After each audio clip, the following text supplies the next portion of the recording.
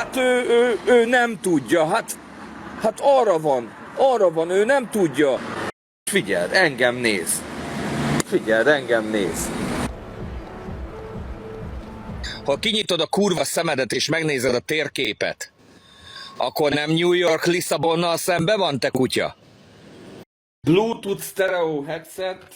Tökös gyerek vagy, fasza gyerek vagy. Na, akkor gyere öcsém. Itt egy vadászrepülőgép. Tessék, ülj be. Vidd el a gépet.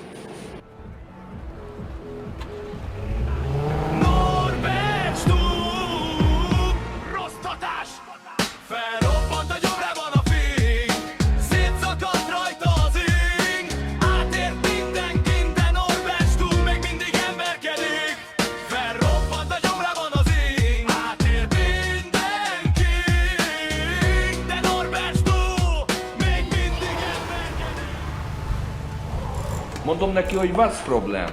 Mond, what problem? You have problem? Hoppá, itt még csavarok is vannak, bazd meg, csavarok, meg minden geci. Na most ez megvan. Itt megy ki most a Volkswagen, gyerekek, megy ki a Volkswagen. Ez milyen motor, gyerekek? Ez milyen motor? Apám mondta, hogy kell vezetni, tehát tudom, hogy kell vezetni. Tehát mikor beszállsz, megnyomsz valami kuplungot, vagy tehát megnyomod alul a gázt, vagy nem tudom, és lassan engeded fel, és gyújtást adsz neki, úgy fordítod el a kulcsot, meg mit tudom én, tudok egy-két dolgot azért.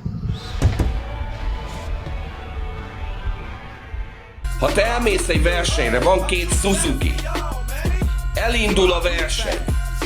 Az egyiknek turbomotorja van, a másiknak sima motorja van. Ki fog győzni? A turbomotoros fog győzni, akinek turbomotorja van. De te odaálltál a rajthoz. Igen, de én úgy álltam oda a rajthoz, én mindig úgy állok oda a rajthoz, hogy korrektül, tisztesség, korrektság. Hogyha nem vagy cigány, hanem tiszta fehérbőrű ember vagy, mint én, akkor majd ugathatsz.